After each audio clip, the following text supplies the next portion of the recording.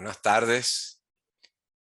El Departamento de Humanidades de la Universidad Metropolitana se honra con este evento que vamos a desplegar esta tarde, referido al pensamiento venezolano contemporáneo, economistas. Destacar las grandes figuras intelectuales de nuestro siglo XX, en este caso, economistas. Vamos a resaltar lo que son los valores de la obra de Alberto Adriani, Manuel Egaña, Asdrúbal Baptista y don Tomás Enrique Carrillo Batalla. El primer autor lo va a tratar el doctor Miguel Sinetar Gabaldón. Va a referirse a la obra de Alberto Adriani, sobre la cual pues tiene una vasta obra desarrollada.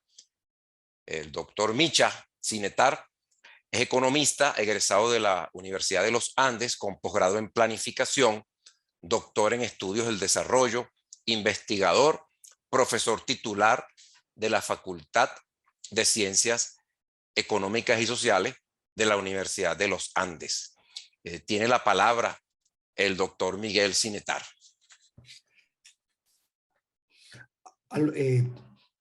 Sí.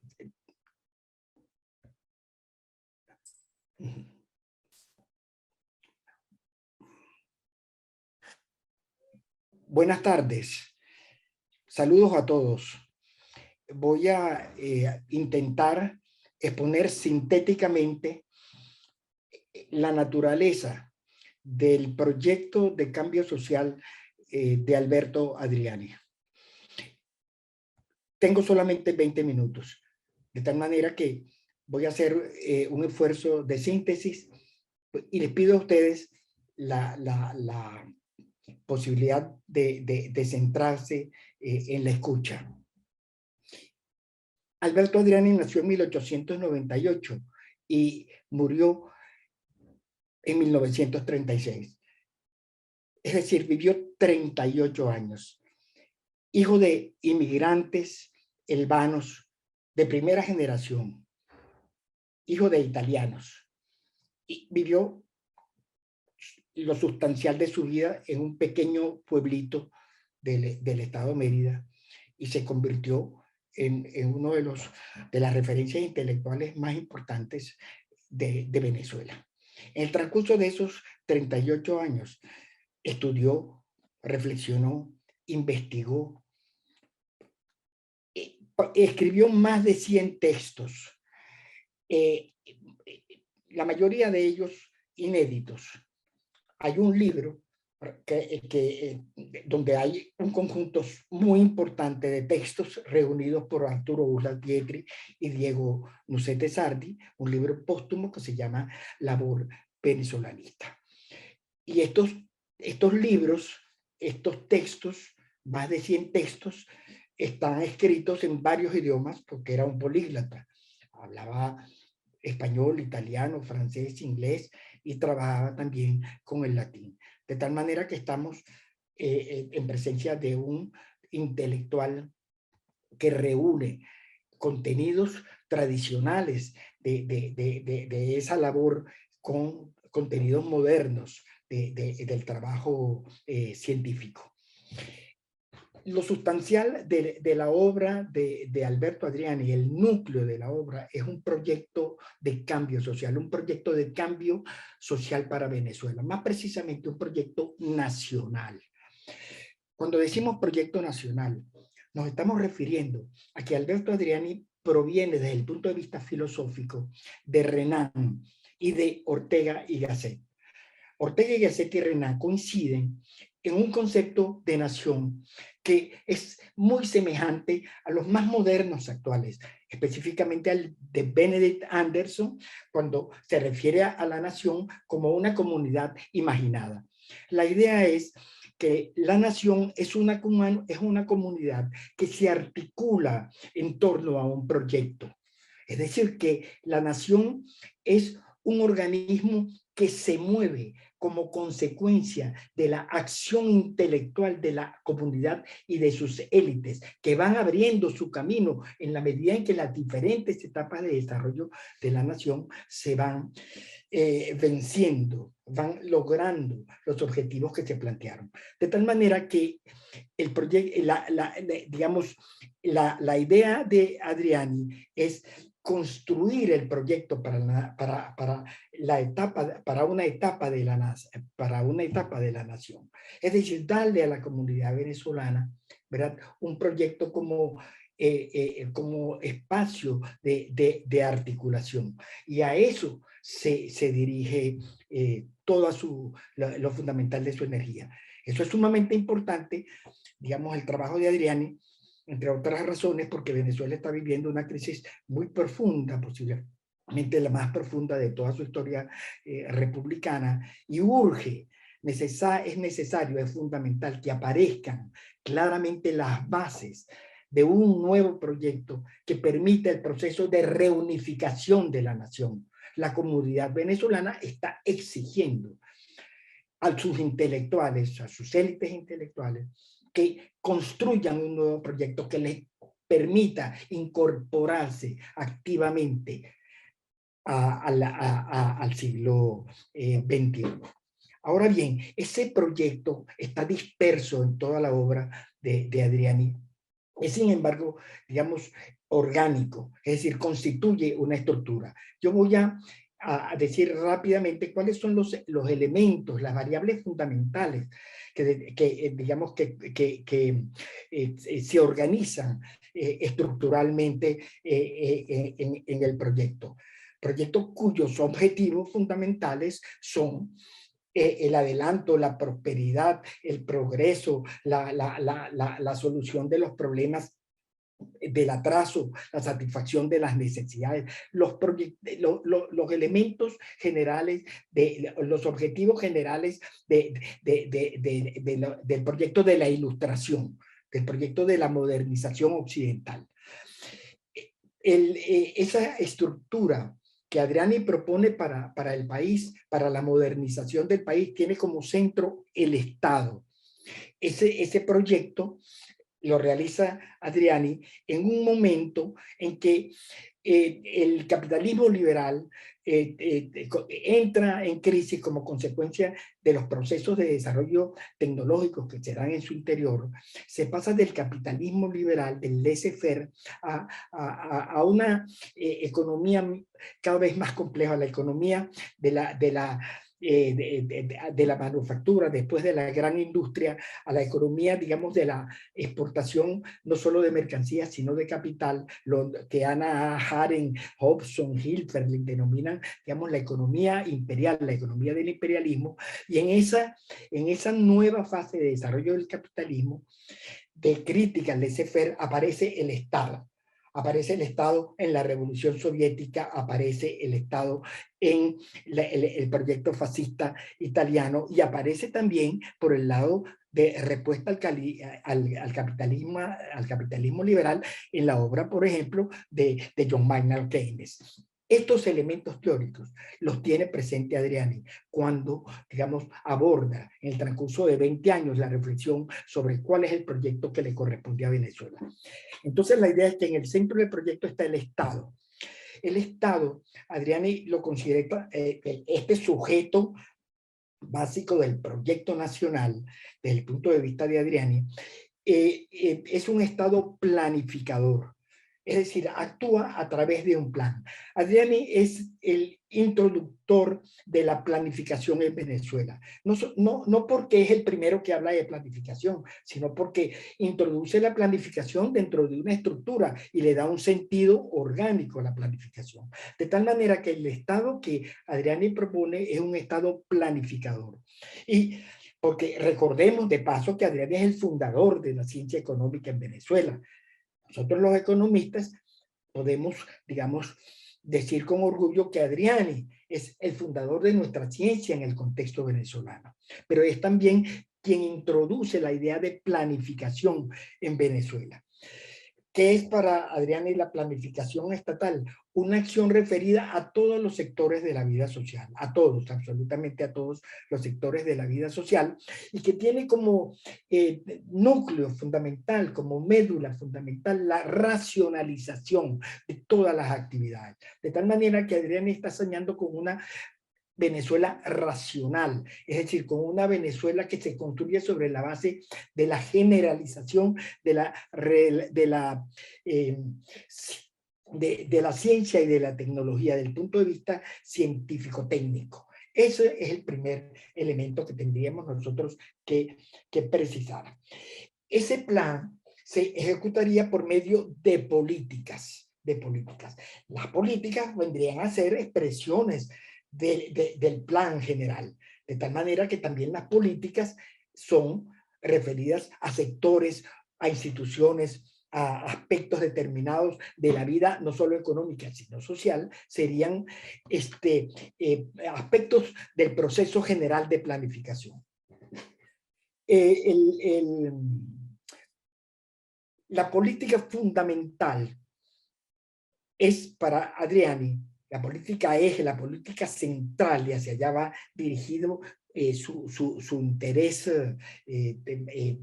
más profundo, es la política agrícola. Adriani viene de una tradición agrícola en Venezuela. Adriani viene, digamos, él incluso personalmente viene del modelo primario exportador de base agrícola, de la producción de caña de azúcar, cueros, cacao, café. Él es un productor cafetalero y, digamos, vive un momento de crisis profunda del modelo primario exportador de base agrícola. Y se plantea qué hacer para superar esta crisis. Y propone que el país siga, digamos, manteniendo como eje la actividad agrícola, pero considera que la nueva etapa del desarrollo de la agricultura tiene que estar basada en la aplicación de la ciencia y la tecnología. Desde ese punto de vista, introduce de una manera racional el tema de las estaciones experimentales e introduce la idea de una agroindustria vinculada, digamos, a la agricultura científico-técnica, y esa agricultura científico-técnica le permitiría entonces al país, primero, lograr, digamos, que la nueva etapa de desarrollo estuviera dada sobre una base permanente, ¿verdad? Y por otra parte, le permitiría al país competir en el mercado internacional. De tal manera que la propuesta de Adriani es una propuesta de desarrollo científico-técnico de la agricultura como eje de la economía productiva y de intercambio nacional, dirigida hacia el mercado mundial con el propósito de lograr un espacio de competitividad sobre la base del desarrollo técnico-científico. Esto sería, digamos, un aspecto fundamental de la política de Adriani. Otro aspecto sumamente importante de la política de Adriani es la política financiera. Adriani es el primer economista en Venezuela que introduce, por lo menos esa es la información que yo he podido reunir, que introduce el concepto de banco central.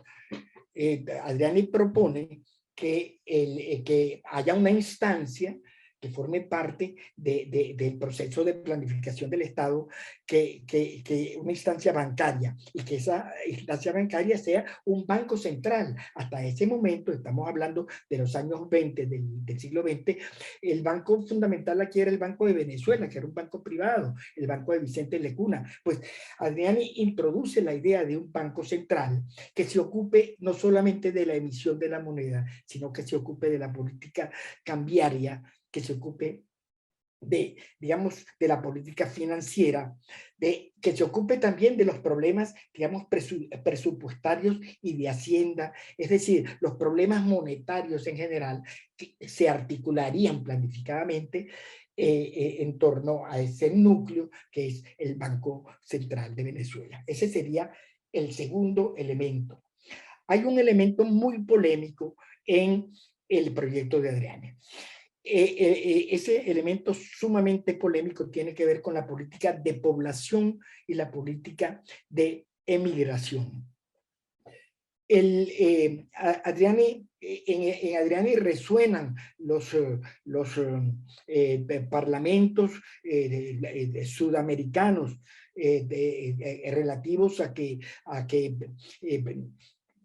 civilizar es poblar, de los pensadores argentinos, Alberdi, Sarmiento, que planteaban que era necesario, digamos, poblar el territorio latinoamericano como un elemento fundamental para el desarrollo. Pero Adriani, ¿verdad?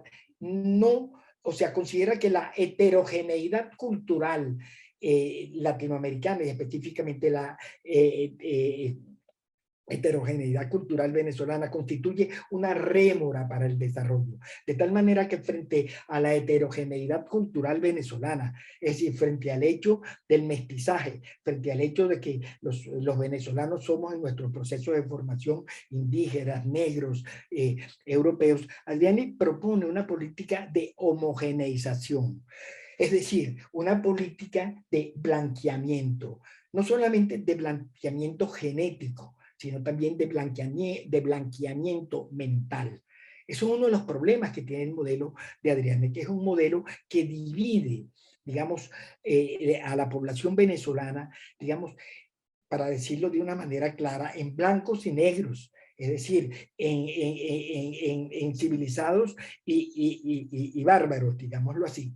Porque la ciencia social de finales del siglo XIX consideraba que la raza era portadora de elementos culturales y que los negros eran portadores de ciertos elementos, que los blancos eran portadores de ciertos elementos, que los negros, que los indígenas eran portadores de ciertos elementos, y consideraba que los blancos eran portadores de la racionalidad científico-técnica, de tal manera que si se propone un proyecto, digamos, donde cuyo objetivo sea la generalización de la razón científico-técnico, pues este proyecto tendría que desarrollarse, digamos, sobre la base de la población blanca. Y la población blanca, digamos, tendría que aportarse al proyecto a través de la inmigración.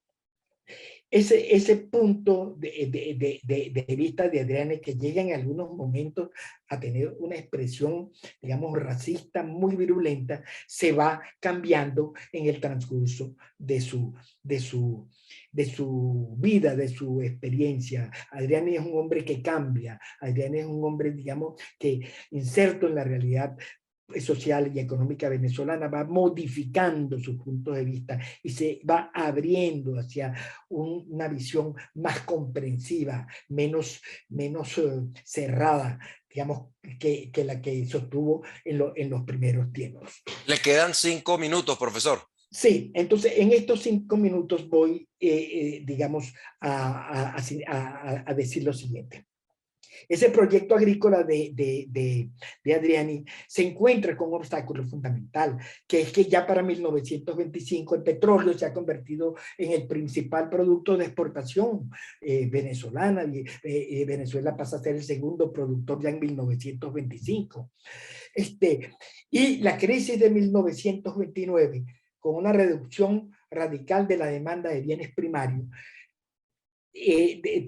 tira al suelo los volúmenes de demanda de bienes agrícolas y tira al suelo los precios también de los bienes agrícolas, de tal manera que para los productores venezolanos de cacao y de café, la crisis constituye, digamos, una debacle. Digamos, la agricultura venezolana entra en crisis, digamos, y la ruina es generalizada por doquier. Frente a este hecho, Adriani, digamos, plantea en el primer gran debate económico que se da aquí en Venezuela, ¿verdad? Que es plantear la necesidad de evaluar el bolívar. La discusión, el debate sobre la devaluación del bolívar es básica para entender el tránsito del modelo agropecuario al capitalismo rentístico. ¿Por qué? Porque un bolívar sobrevaluado, como terminó siendo el bolívar como consecuencia del desarrollo, digamos, de la producción petrolera y de los ingresos fiscales, un bolívar sobrevaluado, no podía, digamos, los agricultores necesitaban bolívares para desarrollar su proceso de acumulación. El bolívar sobrevaluado lo que hacía era crear las bases para la importación de todo tipo de bienes, es decir, crear las bases para lo que después fue, en los años 40, 50, el modelo de sustitución de importaciones. Digámoslo así, que la realidad, digamos, el proyecto de Adriani es un proyecto fértil, lleno de ideas, contradictorio y lleno de ideas extraordinarias. Pero la realidad, digamos, lo quebró. ¿Por qué? Porque frente al modelo primario exportador no se planteó continuar con el modelo primario exportador, sino se planteó la continuación con lo que Adolfo Batista denomina el capitalismo rentístico. Para terminar, diría entonces que Adriani, además de estudioso investigador, fue un político. Es decir, Adriani fue el primer ministro de Agricultura que tuvo Venezuela, fundó el Ministerio de Agricultura, ya no se devaluó el bolívar, de tal manera que Adriani lo que pudo hacer fue crear el sistema de primas para la exportación, y ese sistema de primas para la exportación no fue suficiente para detener el proceso de destrucción de la agricultura en Venezuela. Por otra parte, Adriani digamos, introdujo la idea, digamos, de un impuesto, estuvo en el Ministerio de Hacienda, pasó del Ministerio de Agricultura al Ministerio de Hacienda, y allí introdujo la idea y el comienzo del desarrollo de un sistema impositivo moderno, digamos, que tuviera como centro, digamos, el impuesto sobre la renta. Y finalmente también quiero decir que Adriani pensó el problema de la relación con los Estados Unidos, introdujo también el problema de dependencia, de la idea de dependencia, que ya lo podemos encontrar en Alberto Adriani, y una cosa muy importante para cerrar.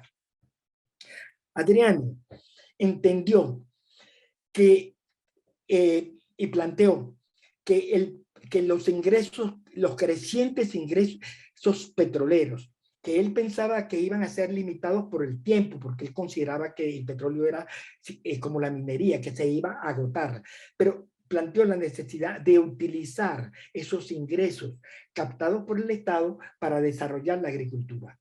Él planteó que el Estado, mientras haya petróleo, capte esos ingresos petroleros y los transfiera a la agricultura. Esa idea central está allí en Adriani muy claramente expresada. Arturo Uslar Pietri, ¿verdad?, que fue discípulo de Alberto Adriani y trabajó en el Ministerio de Hacienda bajo la gestión de Alberto Adriani, sintetizó esa idea en una metáfora maravillosa, que es la metáfora de sembrar el petróleo, que es la metáfora que explica la política económica venezolana de todo el siglo XX y todavía está vigente en estos años del siglo XXI. Bueno, hasta aquí mi intervención. Muchísimas gracias. Cualquier pregunta, bienvenida. Las preguntas son al final. Muchas gracias de las 4 exposiciones. Muchas gracias, profesor Miguel Sinetar, quien se encuentra en España. Vamos a aprovechar la oportunidad para saludar a Laura Febre, una de las pioneras en el estudio de pensamiento venezolano en la Universidad Metropolitana, la profesora Leticia Velázquez del Instituto Pedagógico de Caracas, el doctor Bernardino Herrera, que trabajó con el doctor Tomás Enrique Carrillo Batalla, que está en República Dominicana, y otros amigos, los familiares de Adriani y del doctor Carrillo Batalla, que se han conectado esta tarde. Vamos a continuar. Ahora le corresponde al tema de Manuel Egaña, que lo va a exponer el profesor Luis Fernando Castillo, el joven, uno de los más jóvenes, junto con Rafael Viamonte, de las exposiciones de esta tarde. Combinamos consagrados con nuevas figuras.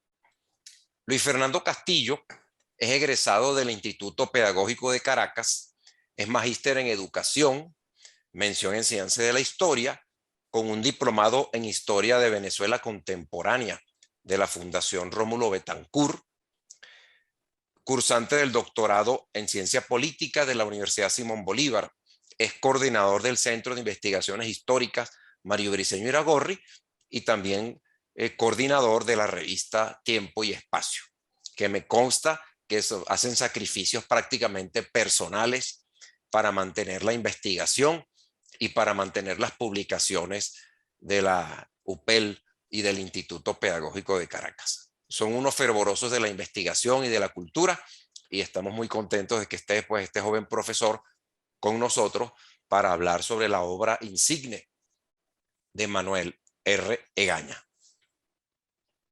Bien, muchas gracias, profesor David Ruiz. Y buenas tardes a todos los que están presentes el día de hoy acá. Siempre es bueno agradecer al público, ¿no?, que toma tiempo para este tipo de actividades.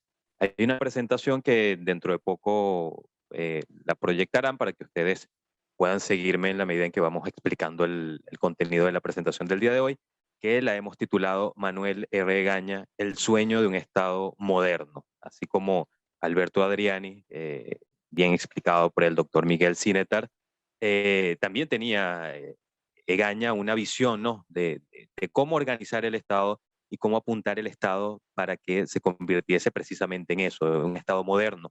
Quizás esas interpretaciones que planteó Egaña inicialmente entre 1936 y 1947, cuando aparece su gran obra, 3 décadas de producción petrolera, quizás esa visión inicial que tiene Egaña, quizás en la actualidad hay algunas cosas que básicamente tendrían que modificarse, que cambiar. Pero bueno, tenemos que ceñirnos al contexto histórico en el que aparecen, en la que aparece Egaña y en la que va a haber ideas. Si quiere, pasamos a la siguiente lámina.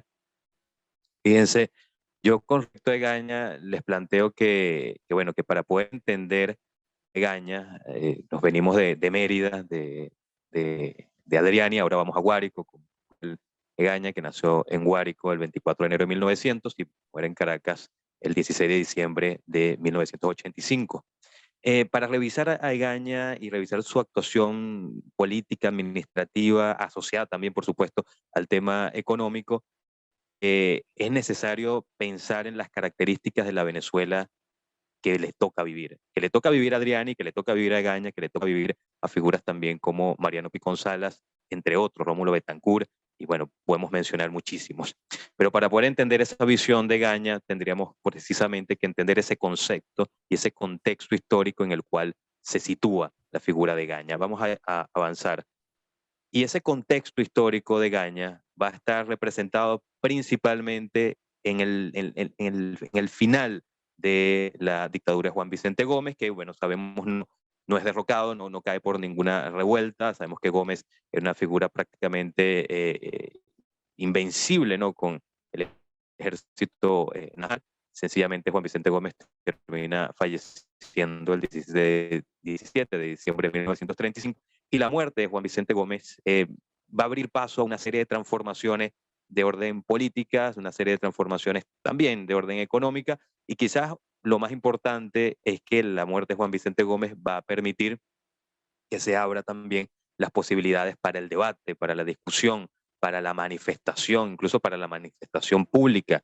Esta semana, el día lunes, recordamos, ¿no?, la manifestación del 14 de febrero de 1936, quizás eclipsado un poco por lo del Día del Amor y la Amistad, pero es una fecha clave, ¿no?, el 14 de diciembre, de febrero de 1936. Bueno, este panorama, la muerte de Juan Vicente Gómez, abre en primer lugar una lucha política, una lucha por el poder entre lo que pudiésemos decir o denominar la familia de armas de Juan Vicente Gómez, representada en Eleazar López Contreras, y la familia consanguínea de Gómez, representada en Eustoquio Gómez, el temible Eustoquio Gómez. Pasemos a la siguiente lámina. Eustoquio Gómez, recordado también por el uso, ¿no?, de la tortura e incluso inventar instrumentos, ¿no?, de tortura. Eso representaba también el gomecismo, ¿no? Una especie de atraso no solamente estructural, institucional, sino también un atraso en cuanto a las ideas, ¿no? Machacar las ideas con el garrote es una de las formas de actuar, ¿no? De las dictaduras. Y precisamente el tema de las dictaduras, que no puede escapársenos acá, y es que estos señores, estos hombres, ¿no? Ya maduros, ¿no? La mayoría de ellos ya alcanzan los 35, 30 y tantos años. Quizás el grupo, ¿no? De la generación del 28 es un poco más joven. Fíjense, Mariano Piconzala, para 1936, ya cuando llega al poder Eleazar López Contreras, tiene 35 años. Alberto Adriani, 38, lamentablemente muere en 1936. Manuel Egaña tiene 36 años también. Arturo Uslar Pietri tiene 30 años. Isaías Medina Angarita, que pronto va a despuntar como el ministro de Guerra y Marina de Eleazar López Contreras, tiene 39 años, y por allí aparece Rómulo Betancourt, que tiene 28 años, y este señor que vemos allí en la imagen, Eleazar López Contreras, tiene 53 años, incluyendo al propio López Contreras. Todos estos hombres y también mujeres, que las vamos a ver a partir de 1936 exigiendo el derecho al voto, por ejemplo, y otras necesidades que existían y que no se atrevían a solicitarlas antes de la muerte de Juan Vicente Gómez, pero todos ellos están en unas condiciones físicas y unas condiciones intelectuales, podemos decir, perfectas, ¿no? Para ese momento histórico. Para ese momento histórico, la formación de estos hombres y su prestancia física les permite afrontar el reto de construir, o en todo caso, reconstruir al país, de mirar hacia la posibilidad de un Estado moderno, que es como titulamos la presentación del día de hoy. Con Eleazar López Contreras van a pasar cosas significativas, como por ejemplo la reducción, ¿no? Del periodo presidencial, que no es meramente simbólico, tiene un significado importante, es decir, el poder que parecía estar concentrado en la mano férrea de Gómez ya no va a estar concentrado de esa manera en la figura presidencial. Fíjense que desciende de 7 a 5 años. La rotunda, que es un símbolo terrorífico, ¿no? de la dictadura Gómez, es derrumbada. Aparece la ley del trabajo, el Banco Industrial de Venezuela, la Contraloría General, y por supuesto quizás el símbolo más importante acá, y donde se va a insertar la participación de Manuel Egaña, el programa de febrero. Avancemos a la siguiente lámina. El programa de febrero viene en el marco de un contexto particular. Luego de la muerte de Gómez, ya en el escenario de febrero del 36, se suscita la manifestación del 14 de febrero, totalmente inédita aquella manifestación. La ciudadanía molesta, ¿no? Va a adquirir realmente ese carácter de ciudadanos porque van a exigir cosas, van a concentrarse en la Plaza Bolívar, un país que creo que no superaba ni siquiera los 5 millones de habitantes, una ciudad con muy pocos habitantes también. Logra concentrar una masa importante de personas en la Plaza Bolívar para iniciar una marcha y exigirle al presidente, para ese momento, Eleazar López Contreras, la restitución de las garantías constitucionales que habían sido suspendidas luego de las reacciones de la gente luego de la muerte de Gómez, donde hay saqueos a las casas de los gomecistas, entre otras cosas. Esa manifestación es importante porque, a pesar de que hay reacción y violencia por parte de la policía, la manifestación nunca se disipó. La gente siguió avanzando, y allí en esa manifestación aparecen formas que van a tener o símbolos que van a tener un gran protagonismo en ese siglo XX, como lo es primero la universidad. Tenemos ahí a Jovito Villalba, un representante de los estudiantes, quien es el que le va a entregar ese pliego de peticiones a López Contreras. Vamos a tener también la representación o el símbolo de la calle, ¿no? La gente, la ciudadanía, se va a apropiar de la calle para expresar, para exigir una serie de cosas. Y lo otro inédito que ocurre, lo otro importante que ocurre es que López Contreras los recibe, y recibe estas peticiones de estas personas. Y el 22 de febrero aparece el programa de febrero, que es el primer proyecto país que podemos nosotros denominar. Es la primera vez que el país realmente se sienta, o sea, y se siente en el sentido de que no es una orden del presidente, que ya venía trabajando en este programa, en este proyecto país, en este diagnóstico que le hacen al país para determinar esos males, para determinar esas dificultades que tiene, y sobre todo cómo atender esas dificultades. En ese programa de febrero participa Manuel Egaña. Hay una participación ahí de Manuel Egaña, y por supuesto, comparte las ideas que están allí insertas, principalmente porque el programa de febrero representa la visión hacia una nueva forma de Estado, o sea, un Estado efectivamente moderno donde exista una serie de instituciones que ayuden realmente a revitalizar al país. Es decir, los ciudadanos necesitan hospitales, los ciudadanos necesitan escuelas, los ciudadanos necesitan una seguridad de orden económica. Y en ese sentido, el programa de febrero viene a recopilar todo esto, ¿no? Y es interesantísimo lo que ocurre a partir del 36, porque a partir del 36 la República, ese proyecto que nace allí, que tiene sus debilidades, principalmente porque entre esas grandes cosas que se exigen o que se están planteando no está presente, por ejemplo, el voto universal, directo y secreto.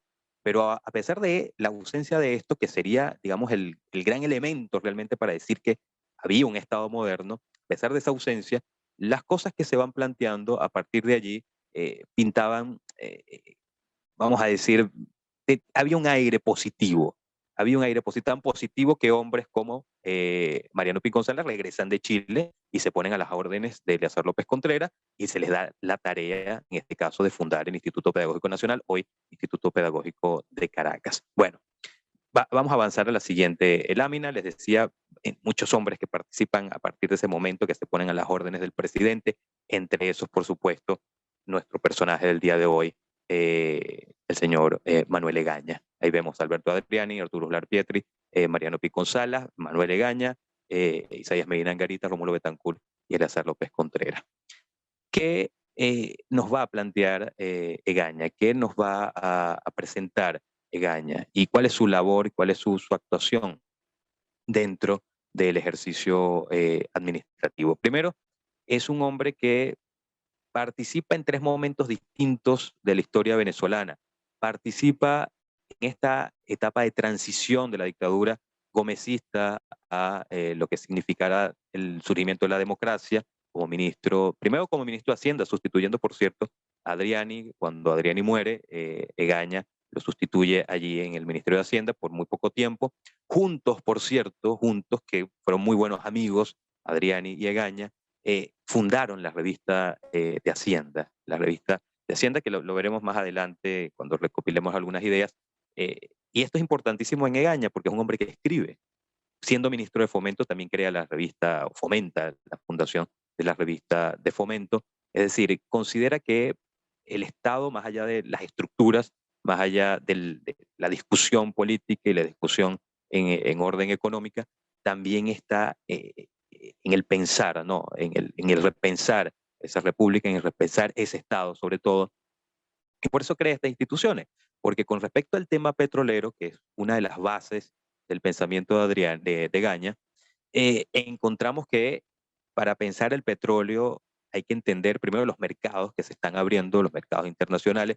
Egaña es uno de los primeros en aventurar a incitar a preocuparnos por el mercado en el Medio Oriente. O sea, ¿qué está sucediendo con la producción petrolera en el Medio Oriente? ¿Será el Medio Oriente un obstáculo para la producción petrolera venezolana? ¿O en el futuro tendremos que generar algún espacio para organizarnos entre todas esas naciones petroleras? Y por allí ya venía, ¿no?, alguna de las ideas en torno a lo que más adelante será la OPEP. Entonces vemos cómo hay una preocupación, y esa preocupación incluso la va a terminar cimentando Manuel Egaña en una de sus obras, una de las obras medulares de Egaña, que es 3 décadas de producción petrolera. Avancemos en la presentación. Bueno, esto era lo que les decía, que no solamente los hombres se preocuparon por pensar a Venezuela como Estado moderno. Las mujeres, a partir de la muerte de Gómez, se lanzan también a las calles a exigir cosas.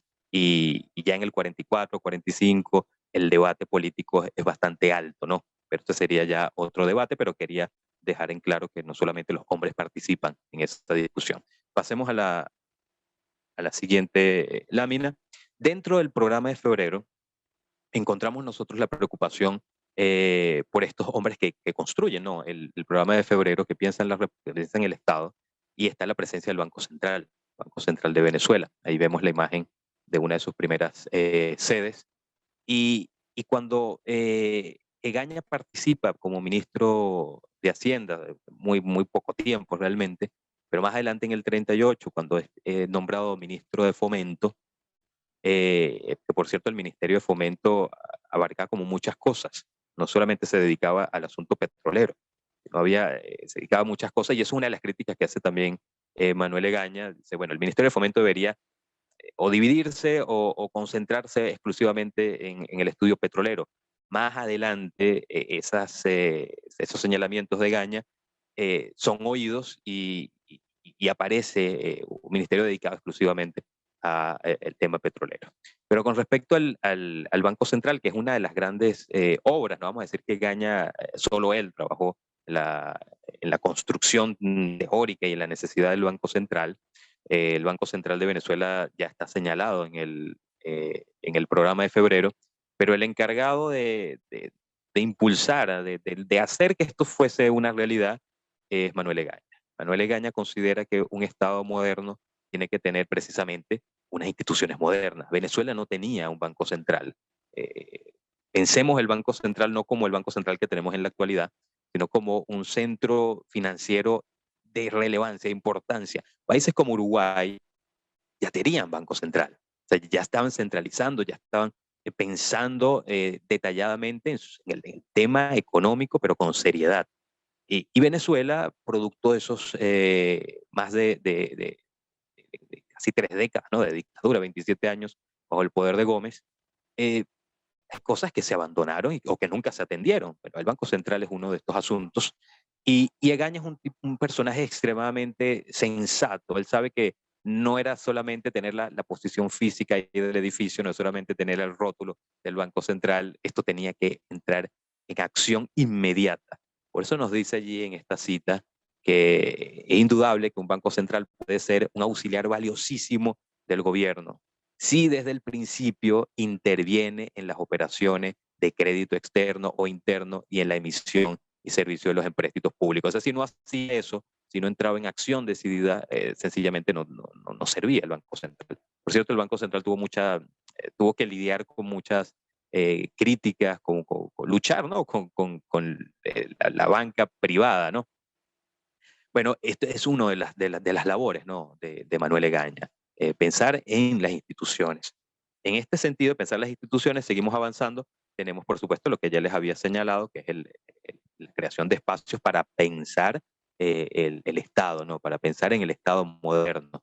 Y si avanzamos en la lámina, vemos la fundación o la creación de dos revistas importantísimas, la revista Hacienda y la revista de Fomento.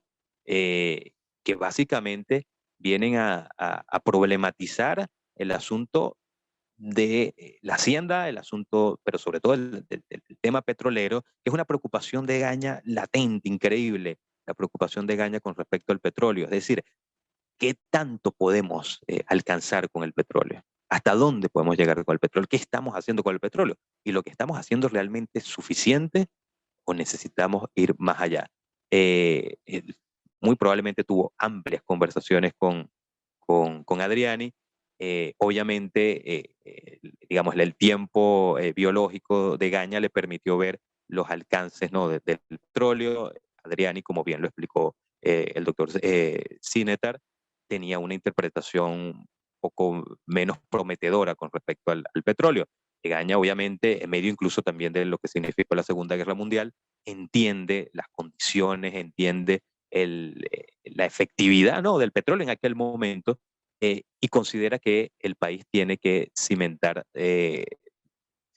en el petróleo para impulsar otras formas de producción que incluso habían estado o se habían debilitado producto precisamente de la producción petrolera. Avancemos a la siguiente.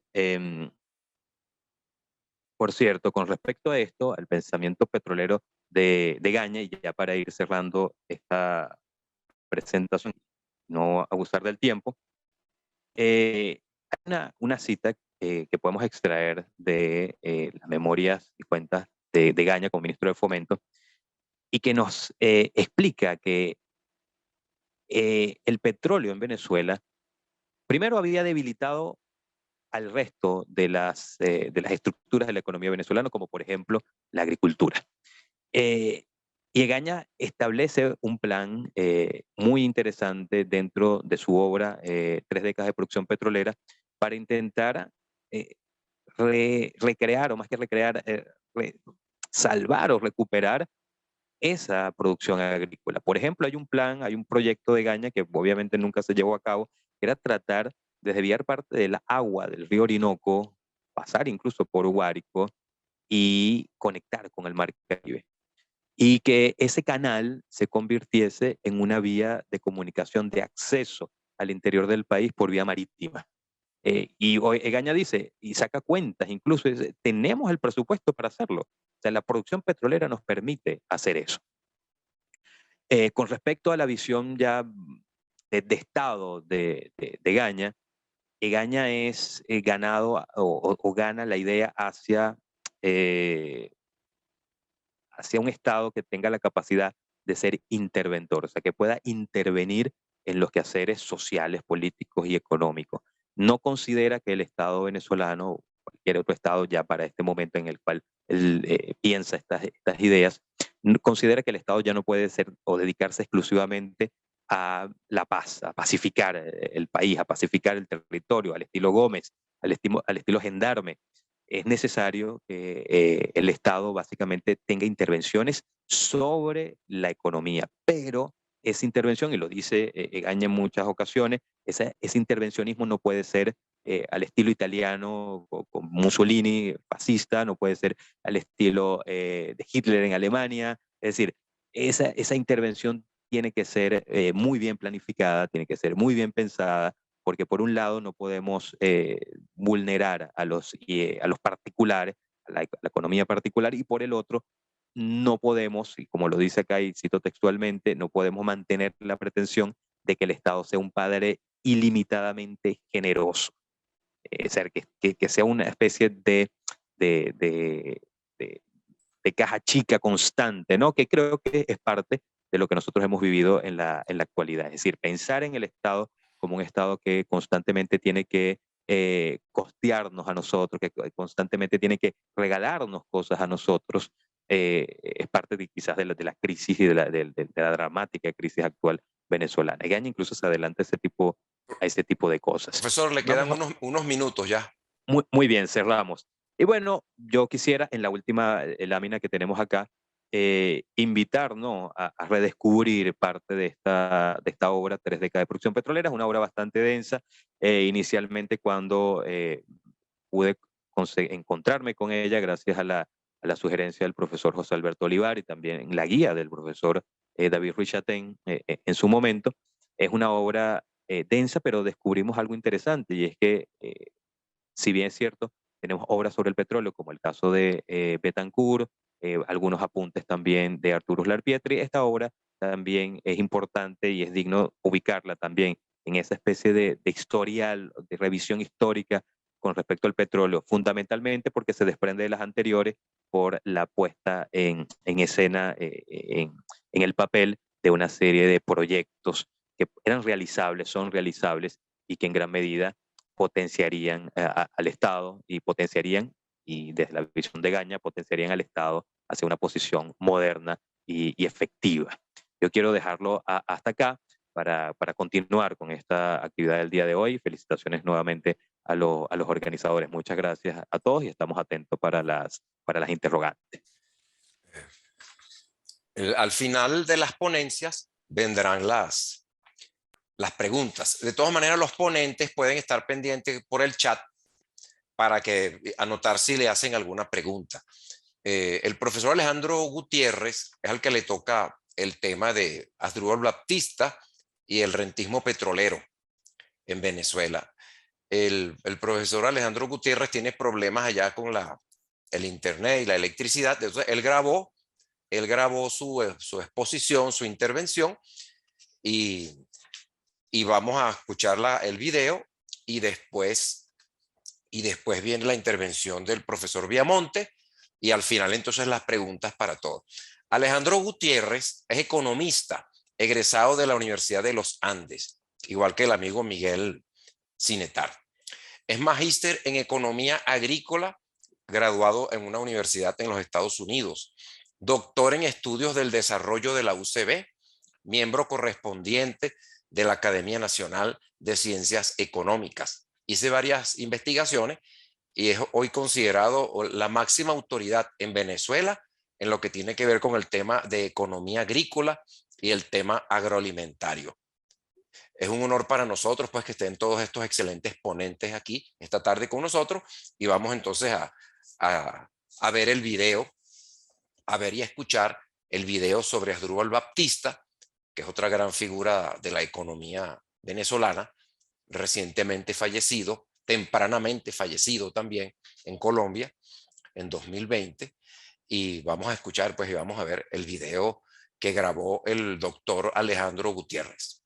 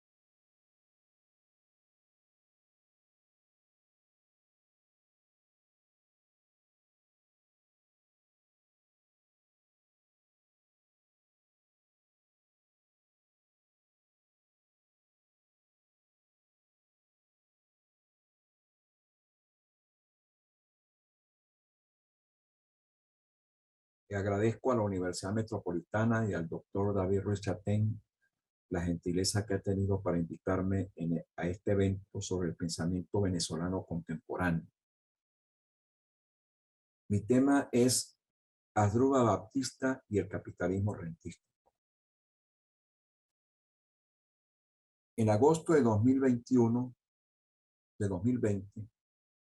escribí a escasos meses de la muerte de Asdrúbal Baptista, escribí un artículo para el papel literario del Nacional que se titulaba Asdrúbal Baptista, un gran economista venezolano distinto. ¿Por qué es un gran economista distinto? Porque construye su obra a partir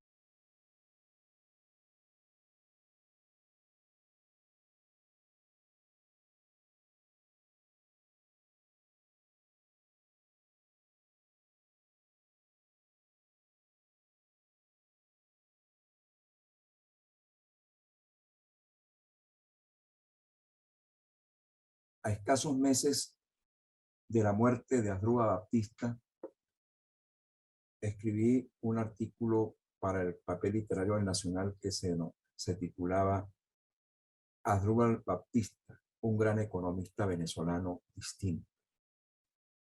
¿Por qué es un gran economista distinto? Porque construye su obra a partir de los aportes de la economía política clásica, en primer lugar.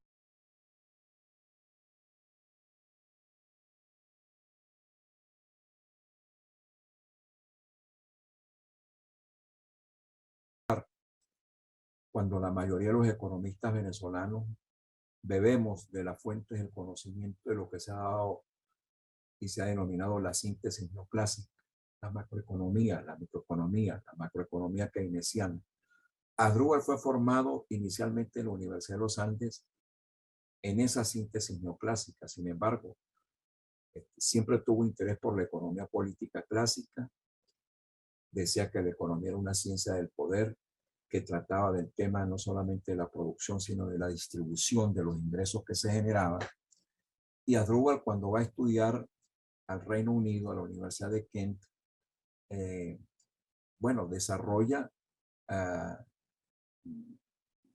y amplía sus conocimientos sobre la economía política clásica y regresa a Venezuela, regresa a Mérida, a la Universidad de los Andes. Toda la obra de Asdrúbal está sustentada sobre conceptos de la economía política clásica en su basamento fundamental. tomó de la economía política clásica y de Marx el concepto de renta de la tierra, a partir de la cual desarrolla su teoría económica del capitalismo rentístico. Dedicó parte de su obra a la historia del pensamiento y del análisis económico. Tiene obra escrita sobre los pensadores económicos, Adam Smith, Turgot y otros. Ahora, el desarrollo del capitalismo rentístico es un trabajo conjunto que finalmente lo sistematiza y lo desarrolla con mayor propiedad Asdrúbal Baptista, pero su trabajo, un equipo de investigadores inicialmente en la Universidad de los Andes, luego trabaja fundamentalmente con Bernard Mommer, con quien tiene varios trabajos escritos, artículos, capítulos de libros y libros, y ellos irrumpen con sus planteamientos sobre que el petróleo no era un capital, sino que estaba en el subsuelo, no era un capital natural que estaba en el subsuelo, sino que era un medio de producción no producivo que generaba una renta de la tierra captada en el mercado mundial. El pensamiento tradicional venezolano, el pensamiento económico tradicional venezolano alrededor del petróleo para la época era de que el petróleo era un capital natural y por tanto su destino era la inversión, y que sembrar el petróleo significaba inversión.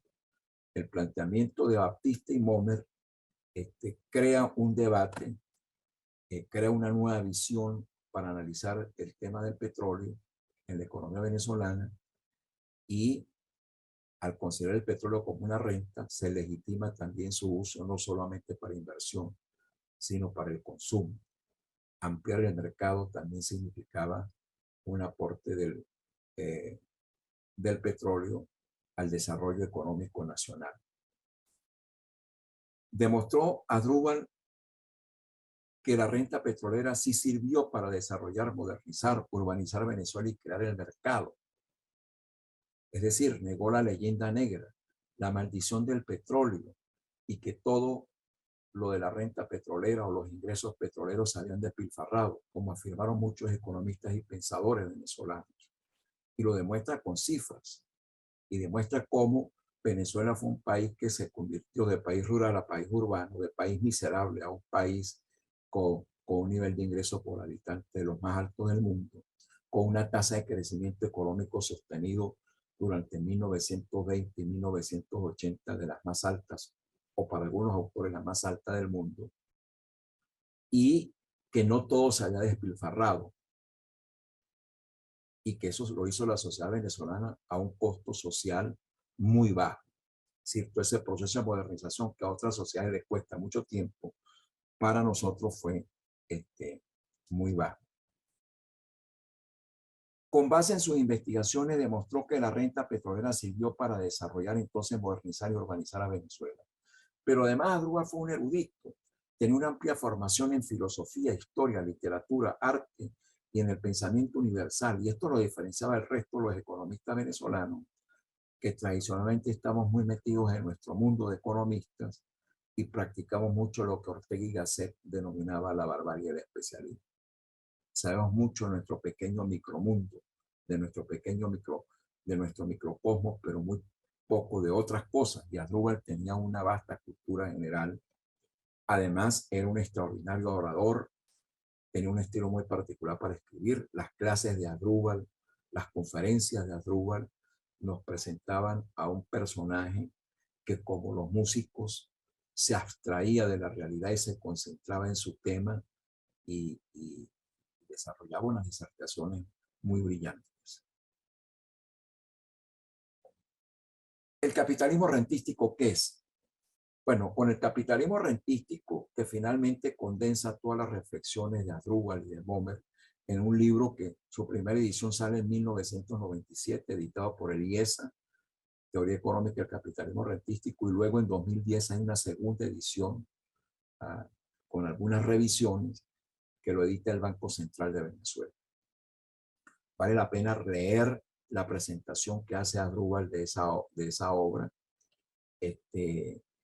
donde, por cierto, manifiesta las dudas sobre si la renta petrolera podría terminar financiando un desarrollo no capitalista. El capitalismo rentístico entonces se da en una economía de mercado, donde hay un Estado que es propietario de un medio de producción no producido, que son las minas de petróleo. Ahora, el petróleo al extraerse y comercializarse en el mercado mundial genera una renta de la tierra. ¿Por qué? Porque el mundo está dispuesto a pagar por el barril de petróleo un precio que es superior a sus costos de producción. Por supuesto que esa renta tiene un componente, como lo decían los economistas clásicos, Smith que lo desarrolla inicialmente y luego Ricardo con la teoría diferencial de la renta diferencial, tiene una renta absoluta y una renta diferencial, la renta diferencial se basa fundamentalmente en la fertilidad de los pozos del petróleo, que hace que mientras más fértil sea un pozo petrolero, su costo de producción al final tiende a ser menor. Dado un precio de mercado, entonces las rentas allí son mayores, ¿no? Pero digamos que en términos generales, la renta viene dada porque el precio que paga el mercado mundial es superior a lo que cuesta producir un barril de petróleo, incluyendo la tasa media de ganancia de la industria petrolera. Ahora, esa renta es un cuerpo extraño, no es producto del esfuerzo productivo nacional. Eso no quiere decir que cuando se produce petróleo no haya un componente de esfuerzo productivo nacional, sino que hay un componente que es la mayor parte, que es renta petrolera. No es producto de esfuerzo productivo nacional. Ahora, a esa renta petrolera se agrega, el producto nuestro, que sí es producto de esfuerzo productivo nacional, el valor agregado nacional. Entonces, el Producto Interno Bruto nuestro termina por tener dos componentes. Un componente rentístico y un componente no rentístico. Allí Andrew Baptiste y Momer hacen un aporte importante, diseñan una metodología para distinguir entre lo que es Producto Interno Bruto rentístico y Producto Interno Bruto no rentístico, ¿no? Y cuánto es la importancia de la renta dentro de la economía en general.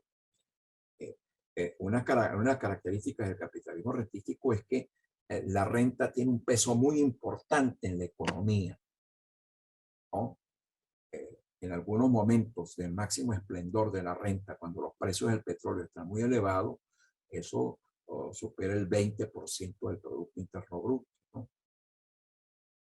Ahora, una de las características del capitalismo rentístico es que el Estado, quien es el propietario o el que administra ese bien de la nación, que es la mina petrolera, ¿no? Por leyes que nos vienen desde la colonia, eso le da autonomía financiera al Estado y le da un inmenso poder económico, porque el Estado es el que administra, el Estado es el que distribuye, el Estado es el que privatiza la renta a través del gasto público, cuando paga sueldos y salarios, da créditos al sector privado, realiza inversiones y realiza una serie de gastos y compras en la sociedad.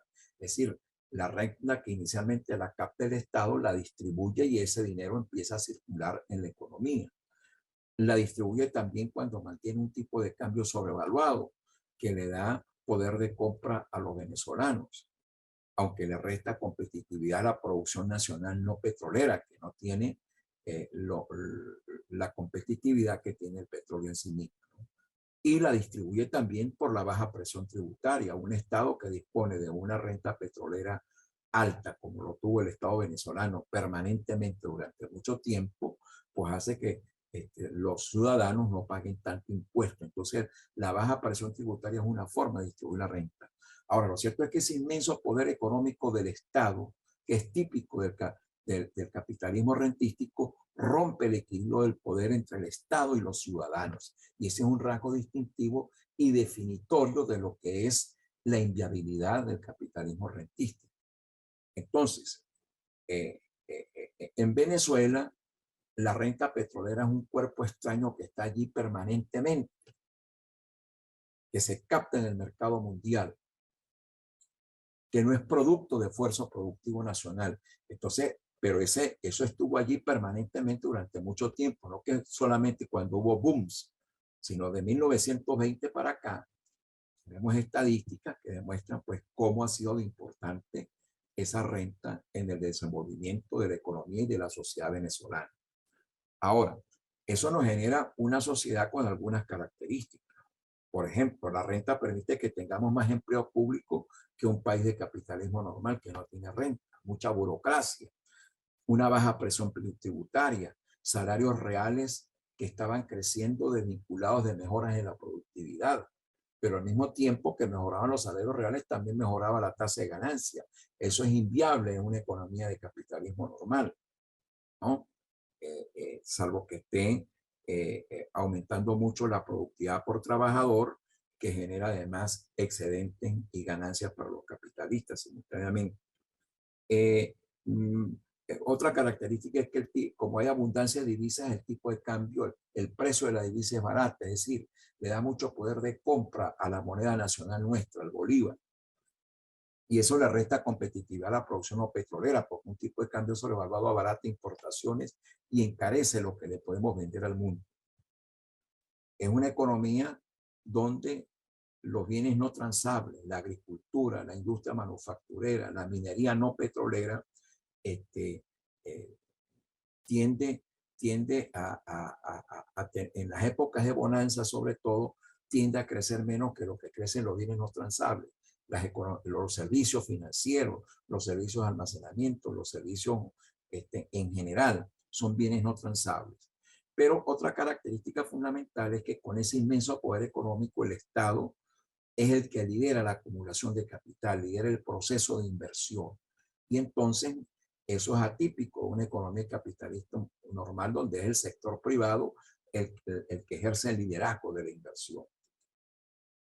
Ahora, este modelo colapsa y Adruga Baptista anuncia su colapso por allá por finales de los años 70, comienzos de los 80 del siglo pasado. Es decir, que estamos viviendo una crisis que no se inició en 1999, sino que ya tenía raíces anteriores. Y en los escritos de Adruga Baptista y de Bernard Momer, el anuncio de esa crisis, el alerta sobre esa crisis, ya se había hecho.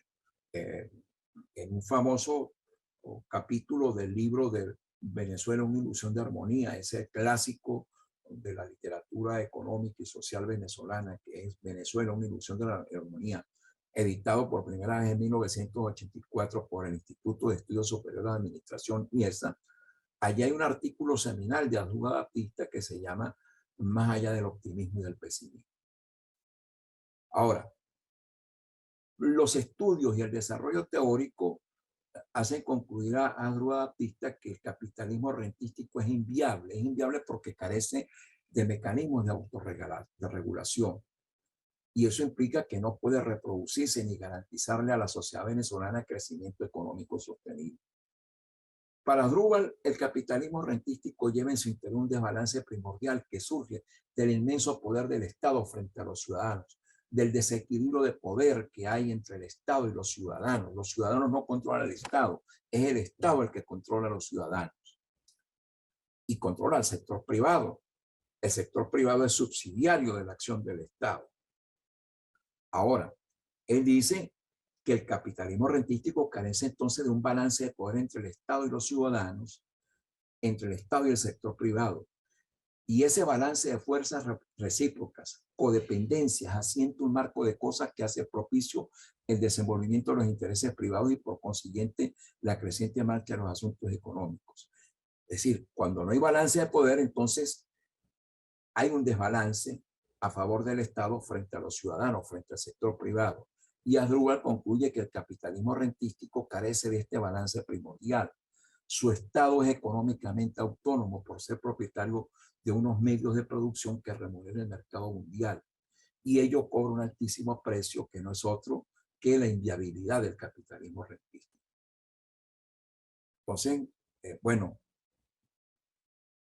¿cuándo colapsa? Bueno, cuando la renta petrolera que permitió consumir e invertir más de lo que hubiéramos hecho en condiciones de no existencia de esa renta, había sobrecapitalizado el país. Recuérdense toda esa magnitud de inversiones que se hicieron en los 60, en los 70, ¿no? La Gran Venezuela, el país tenía una capitalización de la economía, una sobreinversión, una que generaba una capacidad productiva muy superior a la que podía absorber el mercado venezolano. Ese desequilibrio se manifiesta con fuerza a finales de los 70, comienzo de los 80, cuando tenemos que devaluar el bolívar, cuando se empieza a notar el decrecimiento de la economía venezolana. Tenemos muchas o sea, está sobrecapitalizada, hay sobreinversión en la economía venezolana.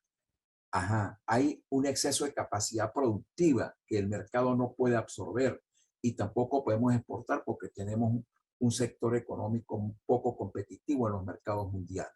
En un sector económico que había crecido, amparado en los apoyos del Estado y en la protección del mercado nacional vía política de sustitución de importaciones que encarecía las importaciones, las prohibía, las limitaba para poder desarrollar y dejarle mercado a la producción agrícola y manufacturera nacional. Entonces, esa capacidad productiva mayor que lo que el mercado doméstico podía absorber implica, y que tampoco se puede ampliar el mercado exportando, baja las tasas de ganancia, los capitales se fugan y emerge la crisis de los años 80. Ahora, esa crisis estaba allí, fue alertada, pero no se corrigió. No se corrigió, entre otras cosas, porque el desbalance de poder a favor del Estado lo impedía. Las instituciones, las reglas de juego que generó ese desbalance de poder, donde los ciudadanos están subordinados al Estado rentista, impide que se genere los cambios, las reformas. En realidad, restablecer el balance de poder implicaba no solamente cambios en el modelo económico, entregarle el liderazgo de la acumulación de capital al sector privado, sino que demandaba, en el fondo, era más democracia, restablecer el poder a los ciudadanos, que los ciudadanos controlaran al Estado. Las élites políticas no percibieron la urgencia y la necesidad de los cambios en el modelo de acumulación de capital y en las instituciones políticas. Se necesitaba más democracia y transferirle el liderazgo de la acumulación de capital al sector privado. La renta ya no alcanzaba, ya no generaba crecimiento económico sostenido y su reparto se hizo insuficiente. Vino la crisis, finalizó la ilusión de armonía, como brillantemente lo expusieron en Naim y Piñango, en ese libro por capítulos que sigue siendo un clásico de los estudios económicos y sociales en Venezuela, como es Venezuela, una ilusión de armonía. Finalizo. La crisis no comenzó en 1999, se agravó desde 1999 para acá y ahorita estamos en el foso de esa crisis. Ahora, no hemos salido de esa crisis todavía. Asdrúbal Baptista la advirtió con sus estudios, nos dejó con su teoría económica y el capitalismo rentístico conocimiento para entender las raíces de la crisis que vivimos y también muchas pistas para superarla. Muchas gracias. Excelente, profesor, excelente exposición del profesor Alejandro Gutiérrez, que como les dije es considerado uno de los más grandes especialistas en la Venezuela actual en temas de economía agrícola y la situación agroalimentaria. La exposición que viene es sobre una persona pues, a la que hemos estado vinculados de manera profesional. Trabajamos con el doctor Tomás Enrique Carrillo Batalla. También está Solange Horta, que trabajó con él. El expositor de esta tarde, último expositor de esta tarde, el profesor Rafael Viamonte y el profesor Bernardino Herrera. Fuimos parte hace ya algunos años del equipo de las investigaciones sobre estadísticas y finanzas públicas en Venezuela del doctor Tomás Enrique Carrillo Batalla. Rafael Viamonte, que es nuestro último expositor de esta tarde, es licenciado en Historia y es licenciado en Economía de la UCB, con estudios de posgrado en Lógica y Filosofía de las Ciencias, también en la UCB. Cursante del doctorado en historia de la UCB y es investigador del Instituto de Estudios Hispanoamericanos. Él va a exponer sobre la significación de la obra del doctor Tomás Enrique Carrillo Batalla, a quien pues le damos desde aquí, y él que se encuentra en la gloria, lo saludamos con mucho afecto y un homenaje de personas que trabajaron con él, y sabemos de la importancia, de la trascendencia de la obra que dejó publicada. Con ustedes pues el profesor Rafael Viamonte. Buenas tardes, muchas gracias David por esta invitación. Igualmente manifiesto mis saludos a los hijos del doctor Carrillo Batalla que se encuentran presentes. Mi trabajo fundamentalmente va a ser sobre un estudio historiográfico sobre la vasta obra, una parte de la vasta obra del doctor Tomás Enrique Carrillo Batalla. Vamos a comenzar, ¿no? Primero voy a dar unos rasgos biográficos del doctor Carrillo para luego entrar en materia. El doctor Carrillo Batalla nació en Caracas en el año de 1921, es decir, el año pasado se cumplieron 100 años de su nacimiento, fue el centenario. Falleció en Caracas en octubre del año 2015. El doctor Carrillo estudió la primaria en el Colegio San Ignacio Loyola y el bachillerato en el Colegio La Salle de Quebrada Honda, luego de una pasantía por Bruselas. O sea, estudió en dos de los más importantes colegios de la ciudad capital, de una larga tradición. Se graduó de abogado en la Universidad Central de Venezuela, de donde egresó como primero en su promoción.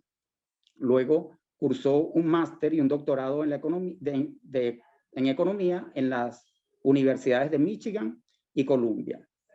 El doctor Carrillo fue individuo de número de la Academia Nacional de Ciencias Políticas y Sociales, de la Academia Nacional de Ciencias Económicas, de la cual fue fundador y uno de los principales promotores, y de la Academia Nacional de la Historia.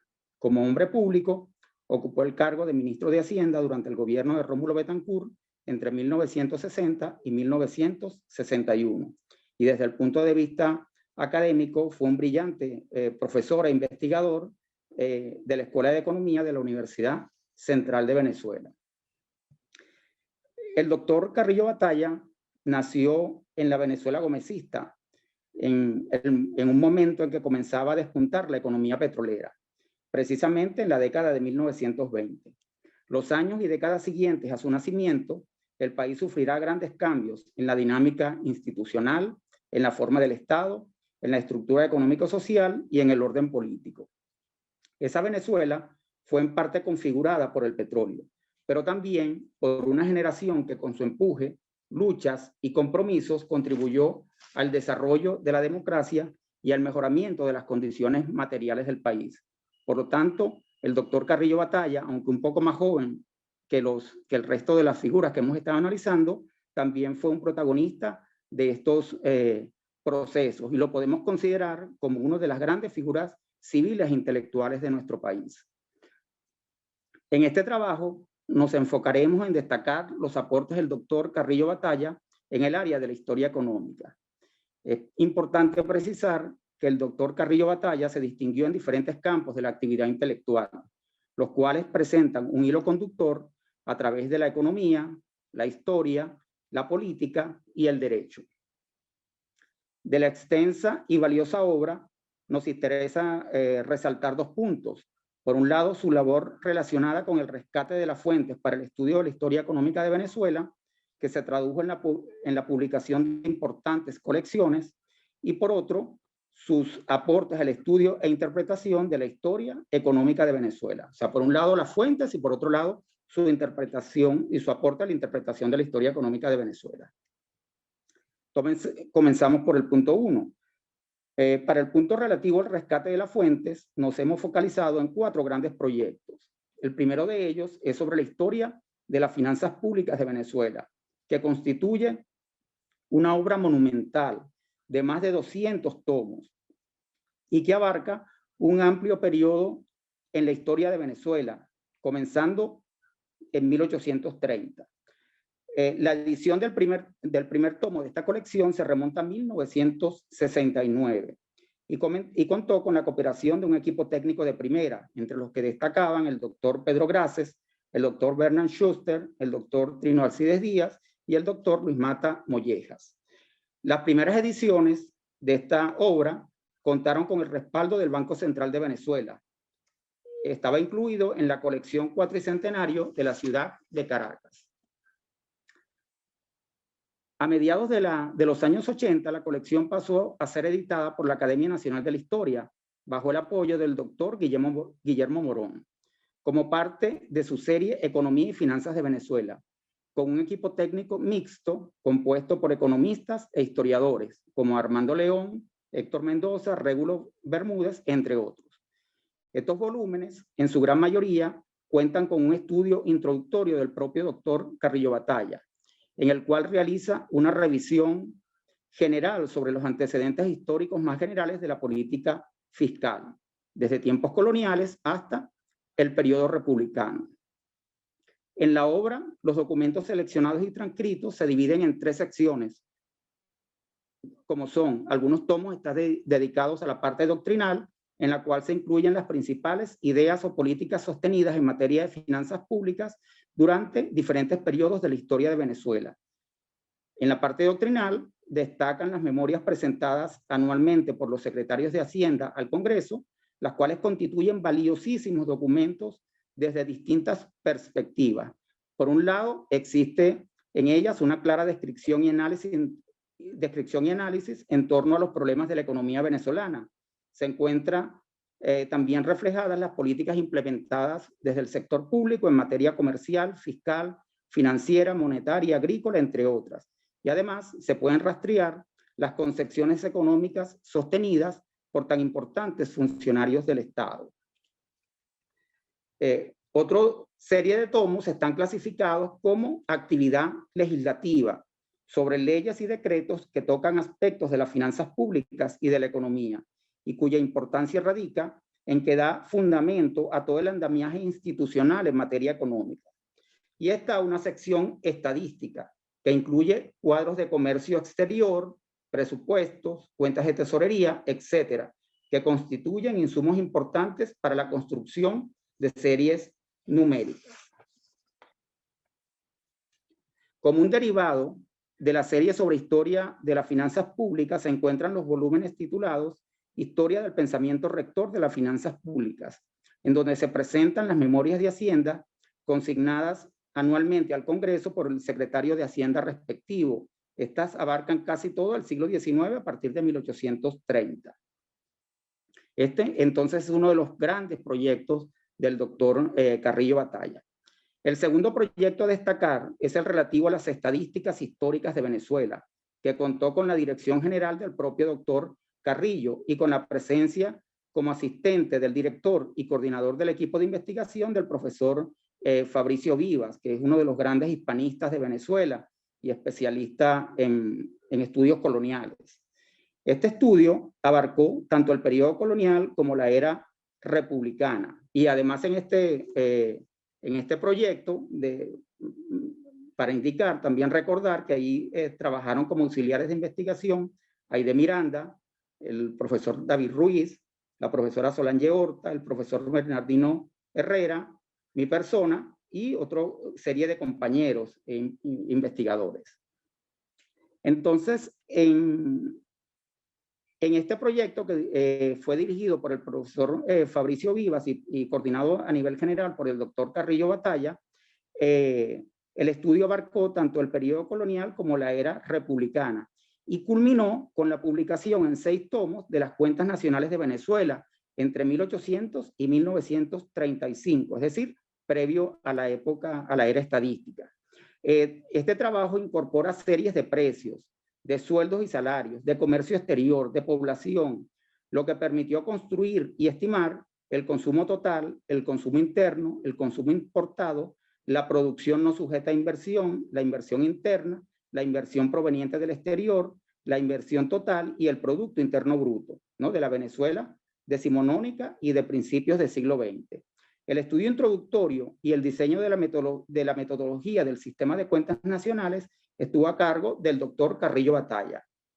La data estadística se extrajo de una manera minuciosa de fuentes hemerográficas, de las memorias de Hacienda, del archivo del Consejo Municipal de la Ciudad de Caracas, del archivo arzobispal, del Archivo General de la Nación, del archivo de la Universidad Central de Venezuela, entre otros. Este es un valioso instrumento porque permite construir series estadísticas continuas de carácter macroeconómico durante todo el siglo XIX y principios del XX, permitiendo estimar los ciclos de crecimiento y contracción económica y la presencia de procesos inflacionarios, entre otros. Este es un valioso aporte del doctor Carrillo Batalla a la reconstrucción e interpretación de la historia económica del siglo XIX y de principios del siglo XX. El tercer proyecto, o la tercera gran contribución del doctor Carrillo al rescate de las fuentes de la historia económica de Venezuela es la historia del pensamiento económico venezolano, que recoge la obra de pensadores económicos nacionales tanto del siglo XIX como del siglo XX, en materia legislativa, en el análisis económico, en la aplicación de políticas y en la crítica económica. Entre estos autores se encuentran Santos Michelena, Francisco Aranda, Cecilio Acosta, Ricardo Becerra, Arturo Larpietri, González Gorrondona, entre otros.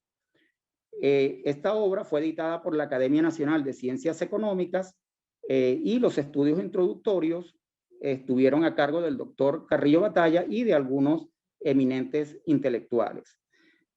Aquí el doctor Carrillo demuestra los contrastes y las peculiaridades del pensamiento económico del siglo XIX.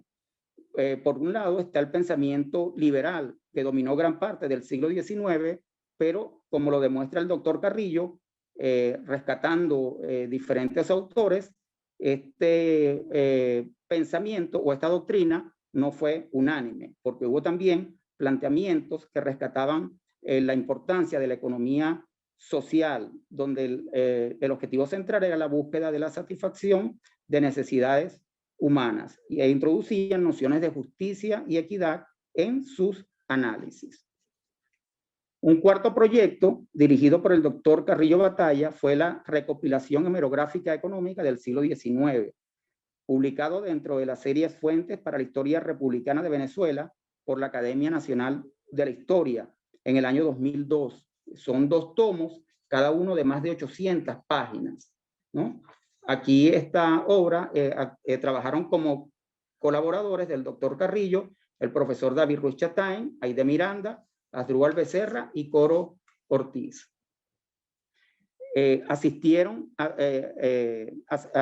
Trabajaron como asistentes de investigación. Los materiales están clasificados de acuerdo a la temática. En el tomo 1 se encuentra una gran cantidad de artículos relacionados con la agricultura y con las controversias que acompañaban esta actividad en aspectos tales como financiamiento a la actividad agrícola, escasez de mano de obra, brazos y las consecuencias negativas sobre el laboreo y el rendimiento de las plantaciones. Recordemos que entre 1830 y 1850 hubo un amplio y arduo debate sobre la materia agraria, ¿no? Y donde también se ubicó toda la discusión en torno a la ley de libertad de contratos y a la ley de espera y a la creación de los tribunales mercantiles. Aquí también en estos tomos se debate sobre los auxilios a la agricultura, como el proyecto Aranda para la creación del Instituto de Crédito Territorial, ¿no? Vinculado a la necesidad de obtener créditos de largo plazo y tasas de interés reguladas. También en estos trabajos que rescata el doctor Carrillo, se destaca la necesidad de promover los asuntos relativos a la libertad de comercio, a la producción de la industria nacional, que fue un asunto muy debatido en la posguerra federal, donde también se discutía sobre los impuestos que pechaban a la agricultura, en especial la exportación de café. Y también en esa época se propuso relanzar el Instituto de Crédito para auxiliar a la agricultura. También existen críticas doctrinarias realizadas desde diversas perspectivas, donde algunos son partidarios de un Estado liberal y otros pensadores son partidarios de que los gobiernos tienen que intervenir en alguna medida en el fomento de la actividad económica.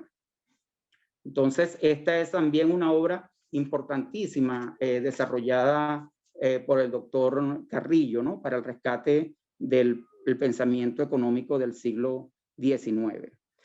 Para concluir sobre lo relativo al aporte del doctor Carrillo Batalla con relación al rescate, ordenación y análisis de las fuentes para el estudio de la historia económica de Venezuela, podemos señalar que cualquier investigador sobre historia económica de Venezuela tiene necesariamente que consultar algún aspecto de esta obra, por lo menos para ubicarse, ¿no? Y para dar cuenta o clarificar los problemas fundamentales que en materia económica se debatieron tanto en el siglo XIX como en el siglo XX. Además, la importancia de las publicaciones de estas fuentes reside en el rescate y la visualización de un conjunto de pensadores económicos y funcionarios públicos que se ocuparon del tema y que hasta ese momento solamente un pequeño grupo de especialistas en el campo de la historia y de la economía tenían conocimiento de su existencia. Entonces, además, estos documentos presentan los principales problemas económicos, como dije anteriormente, sobre lo que debatieron los venezolanos en los siglos XIX y XX.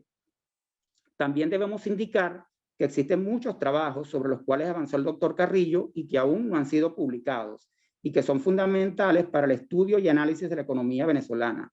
Recuerdo en particular la transcripción de tomos de la Real Hacienda durante el siglo XVII y XVIII, que son valiosas fuentes para la reconstrucción económica y social de la historia de la Venezuela colonial y que todavía esperan por su publicación. El otro aspecto que nos interesa resaltar de la obra del doctor Carrillo son sus aportes al estudio e interpretación de la historia económica de Venezuela. Estos elementos los voy a resumir a continuación. Número 1. El doctor Carrillo Batalla identificó ciclos de crecimiento y de contracción económica a lo largo del siglo XIX, fundamentándose en información estadística obtenida a partir del proyecto de cuentas nacionales, es decir, información estadística que no existía hasta ese momento, estimando igualmente el consumo interno, el consumo importado, la inversión interna, la inversión proveniente del exterior y el Producto Interno Bruto, entre otras importantes variables. Número 2.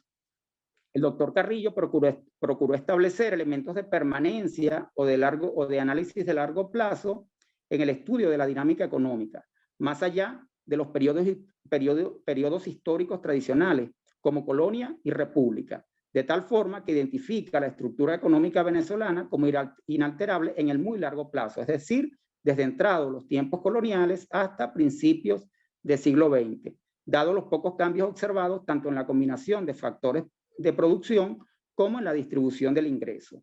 Número 3. El doctor Carrillo destacó la relevancia del liberalismo económico como doctrina dominante durante el siglo XIX en el ejercicio del poder público, aunque esto no fue excluyente de otras interpretaciones económicas que planteaban que el Estado debía asumir un rol más activo en la dinámica económica. Profesor, redondee, por favor, ya. Gracias. A sectores particulares como hacendados o artesanos. Y en cuarto lugar, señala las debilidades del modelo económico dominante durante el siglo XIX, dado el bajo nivel en el volumen de ahorro, lo cual se traducía en escasez de capitales. Además, existía un reducido mercado interno que constituía un freno adicional al desarrollo que limitaba el establecimiento de nuevas industrias. También hay un conjunto de aportes que realizó el doctor Carrillo Batalla en materia fiscal, que por razones de tiempo voy a obviar su lectura.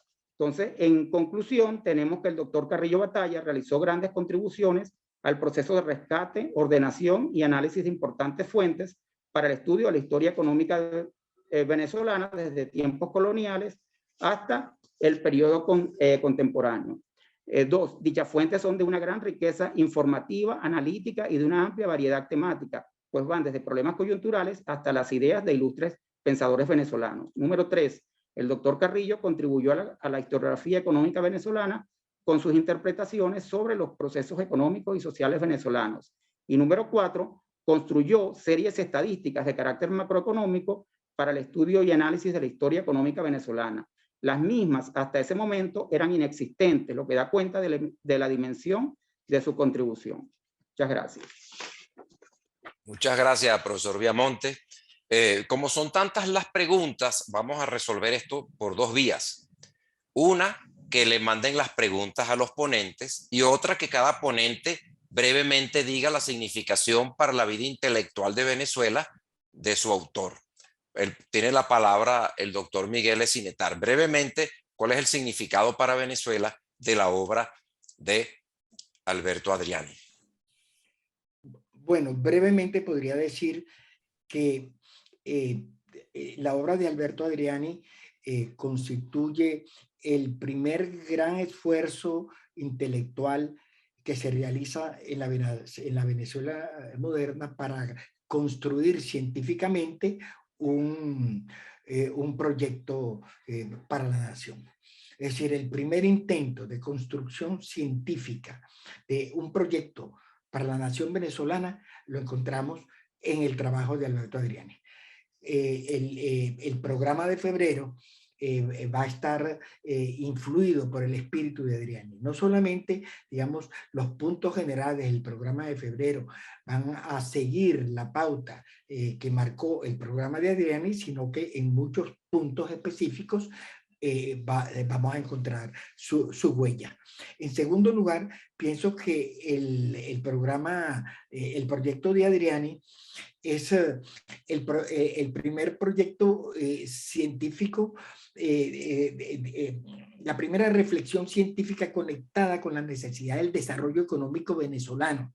Es decir, es por primera vez la ciencia económica. Adriani era quizás fue el primer economista graduado en Venezuela, se graduó en la Universidad de Bruselas y luego hizo estudios en Londres.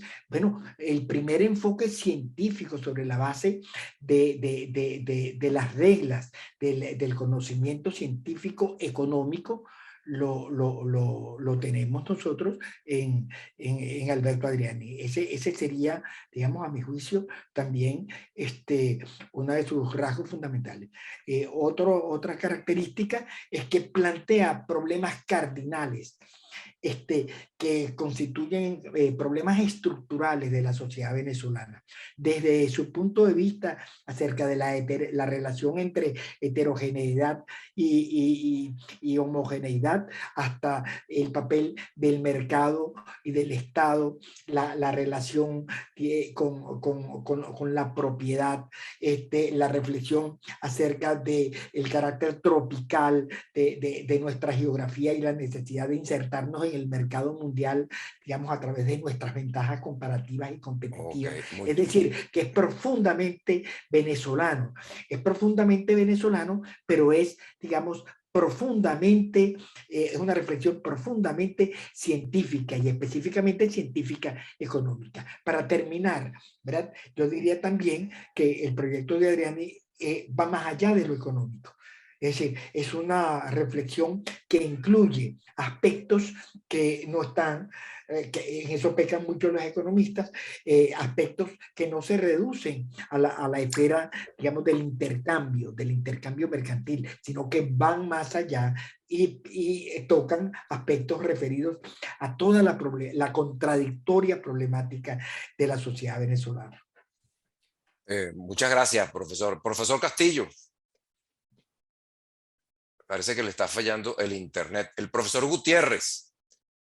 Bueno, buenas tardes a todos. ¿Cuál es la significación de la obra de Asdrúbal Baptista para la Venezuela del presente? Bueno, como lo dije ya al final de mi exposición, la obra de Asdrúbal nos permite entender desde una visión, yo diría, no tradicional, el desenvolvimiento de la sociedad venezolana, desde que el petróleo marcó nuestras vidas totalmente, ¿no? Es importante porque nos plantea que en el fondo el problema no es de tipo económico, sino es de tipo político y que tiene que ver con restablecer ese balance de poder entre los ciudadanos y el Estado, ¿no? Y que más allá de un cambio de políticas económicas, se requieren profundos cambios institucionales que nos lleven a ese equilibrio de poder entre los ciudadanos y el Estado. Excelente. Muchas gracias, profesor. El profesor Rafael Viamonte, estamos esperando la opinión del profesor Castillo, pero vamos a seguir avanzando. Buenas tardes de nuevo. Bueno, mira, brevemente, ¿cuál es la significación para la ciencia económica la venezolana del Carrillo doctor Batalla? Carrillo? En primer lugar, el trabajo sobre la reconstrucción de las cuentas nacionales es valiosísimo y es de una gran trascendencia, ¿no? En el siglo XIX, porque a partir de ese proceso se puede reconstruir, establecer cuáles son los, ya con base estadística, cuáles fueron los periodos de crecimiento, de depresión, los momentos de contracción económica, de crecimiento económico, los periodos en que hubo tendencias inflacionarias, cómo eso afectó al consumo, etcétera, ¿no? Y entonces eso se puede poner en correlación con mucha información cualitativa que se tenía del siglo XIX. Pero para mí, esa obra de la reconstrucción de cuentas nacionales es valiosa y abre muchas líneas de investigación. Igualmente, el trabajo sobre la historia de las finanzas públicas, que es un trabajo de una gran envergadura. Imagínense 210 tomos, ¿no? Trabajar, eso se ve fácil, pero eso requiere un proceso de investigación arduo, como el profesor David lo conoce, y también requiere de un proceso de negociación para que esos trabajos salieran a la luz pública, ¿no? Procesos de negociación para que fuesen publicados y para que tuvieran el alcance de los investigadores y de los estudiantes venezolanos. Ok. El profesor Castillo me dice que tiene problemas con el Internet. Yo diría, como para, digamos, cerrar este evento, muchas gracias a los participantes, muchas gracias a los ponentes, muy contentos que estamos hablando de 4 grandes venezolanos, pero los expositores también son de un altísimo nivel. Eso es muy importante. De altísimo nivel, las personas que escogimos para reflexionar sobre su obra, y de muy alto nivel, todos los compañeros pues, que han expuesto esta tarde. Yo diría que esos 4 economistas formaron parte de una élite que se enfrentó a una situación, un país aislado, un país pobre, un país atrasado, un país premoderno y precapitalista, y ellos formaron parte de esa élite que sacó a Venezuela de ese atraso, de esa premodernidad.